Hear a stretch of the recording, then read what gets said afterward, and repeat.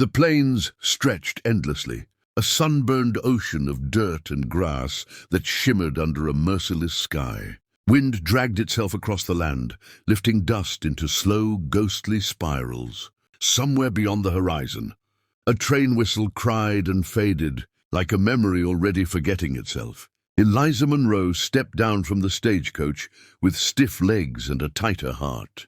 She had crossed half a continent on faith ink and a handful of carefully folded letters. Letters from a man who described himself as simple, honest, and poor. A farmer, a widower, someone who needed a wife not for love, he'd written, but for partnership.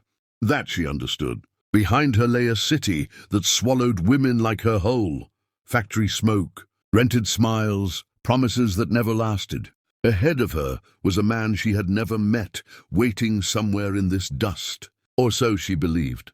The driver flicked his reins and didn't wait. The stagecoach rumbled away, leaving Eliza alone with her suitcase, her breath and the silence. It was the kind of silence that pressed against the ears, heavy and watchful. A horse snorted nearby. She turned. A rider sat still on a ridge above the road, silhouetted against the sun, tall, broad-shouldered, dressed, in dark, dust-stained clothes that had seen real work and real blood. A wide-brimmed hat hid his eyes, but she could feel them on her. He didn't wave. He didn't smile. He just watched. Eliza swallowed. This wasn't how she imagined a farmer.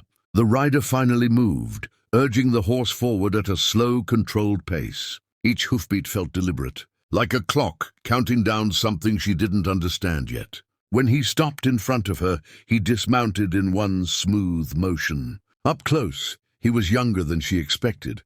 Early 30s, maybe. His jaw was scarred. His hands were rough, knuckles split and healed too many times. "You Eliza Munro?" he asked. His voice was calm, low, not unkind, but guarded. "Yes," she said. "You must be Thomas Hale." He paused, just a fraction too long. "That's right," he said, but something in his eyes shifted when he said it. He took her suitcase without asking and slung it over his shoulder like it weighed nothing. She noticed the rifle strapped to his saddle. Not unusual out here, she told herself. Everyone carried a gun. Still, farmers didn't usually carry themselves like men who expected trouble. They rode in silence. The land changed as they went, open plains giving way to fenced pasture, then to rolling hills dotted with cattle. Ranch land. Not a small farm, not even close. Eliza watched carefully, counting animals, counting structures, barns, corrals, a windmill, then more buildings beyond the rise. Her heart began to pound. "This is bigger than I thought," she said carefully. Thomas didn't look at her. "Land's cheap if you know where to look." That answer slid past the truth without touching it. They crested the hill and Eliza's breath caught. Below them sprawled a massive ranch compound, solid buildings, well-maintained fencing, dozens of horses, men moving with purpose, cowboys, real ones, armed, alert. This was no poor farmer's homestead. This was power. She turned to him sharply. "Thomas, what is this?" His jaw tightened. "A place that needs a woman who can keep her mouth shut," he said. Her blood went cold. They rode into the ranch and conversation stopped. Men turned. Eyes followed her. Some curious, some wary, one or two openly hostile. A man with a crooked grin leaned toward. Another and muttered something she couldn't hear. Laughter followed. Thomas swung down and helped her off the horse. His grip lingered a moment longer than necessary, steadying her. "You're safe here," he said quietly. She searched his face. "You told me you were poor." "I told you I needed a wife," he replied. Before she could answer, another man approached, older, hard-eyed, wearing a revolver low on his hip like it belonged there. "You the bride?" the man asked. Eliza nodded. He smiled without warmth. "You got no idea what you just married into, miss." Thomas's hand moved just slightly toward his gun. "That'll be enough, Clay," he said. The man raised his hands mockingly and stepped back. "Just saying. Secrets have a way of getting folks killed." That night, Eliza lay awake in a room far nicer than she expected, staring at a ceiling she didn't recognize. Outside, men rode patrol. Horses snorted. Somewhere in the distance, a gunshot echoed, and then another. This wasn't a farm. This was a battlefield pretending to be a home. And Thomas Hale, her husband-to-be, was not poor. He was dangerous. She realized then that the letters hadn't lied.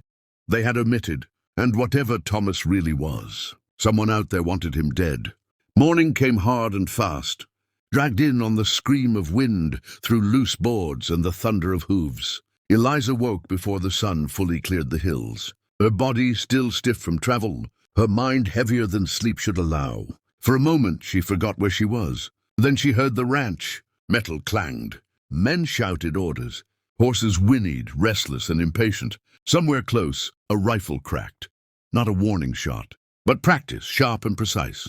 This was not the sound of a poor man's farm. She dressed slowly, choosing a simple dress, sturdy boots.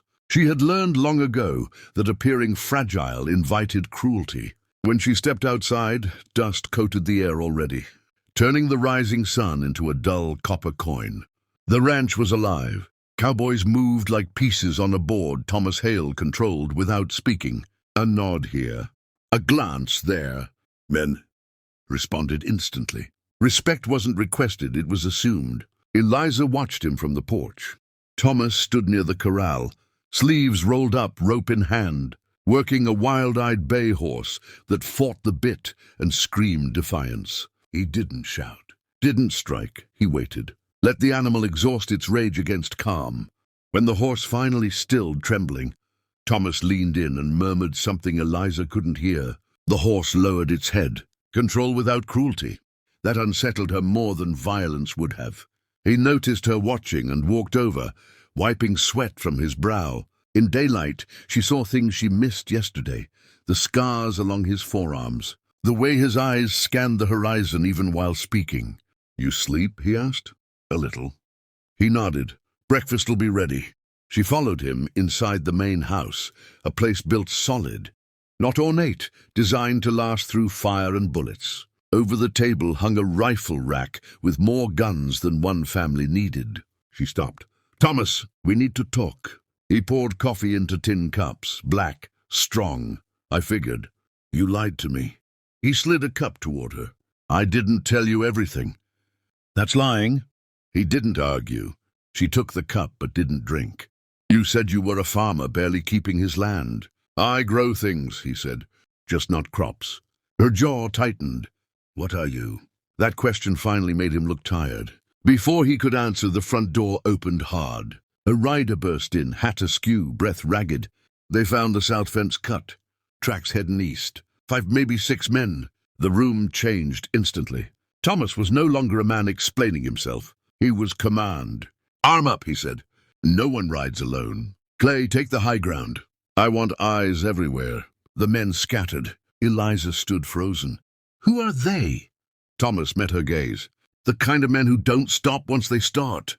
Gunfire cracked in the distance before he could say more. It was brief, sharp, too close. A cowboy staggered into view outside, clutching his shoulder, blood soaking through his shirt. Another man dragged him toward cover. Eliza's breath caught. Fear surged, but beneath it something harder formed. Anger. "You brought me into this," she said. Thomas grabbed his rifle. "I tried to keep you out." "You failed." He hesitated. Then quietly, "Yes." They rode out together. She didn't ask permission. She swung into the saddle with practiced determination that surprised even her. Thomas said nothing, just adjusted his course to keep her within sight. They followed the tracks into a shallow ravine, where scrub and rock narrowed the world. The air smelled of iron and dust. Eliza's heart hammered so loudly she feared it would give them away. Shots rang out again. Thomas dismounted, signaling her to stay. Back. She didn't. She slid down beside him, crouching behind a boulder as bullets chewed into stone nearby. "Stay here," he ordered. "No," she said. "Tell me who wants you dead." He looked at her, eyes dark. Then he spoke fast, low. "I used to ride for the railroad. Protection, they called it. We ran off settlers who wouldn't sell, burnt homesteads, made examples." Her stomach twisted. "I quit when they killed a family with kids. The company didn't like that. Neither did the men who got rich doing it." "You stole from them," she said. Not a question. He nodded once. Land deeds, gold, names. Another shot cracked close. "And now?" "And now they want it back." Eliza swallowed. "So I'm leverage."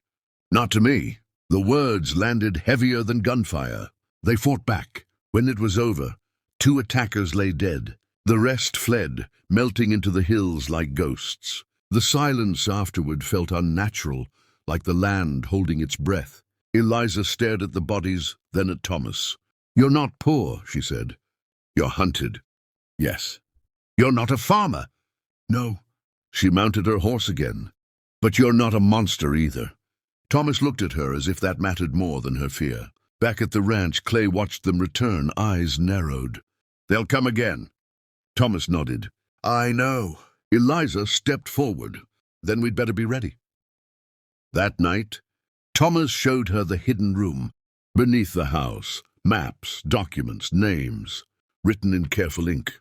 Proof enough to destroy powerful men, or get them all killed. "This is why I needed a wife," he said. "Someone the law would believe belongs here.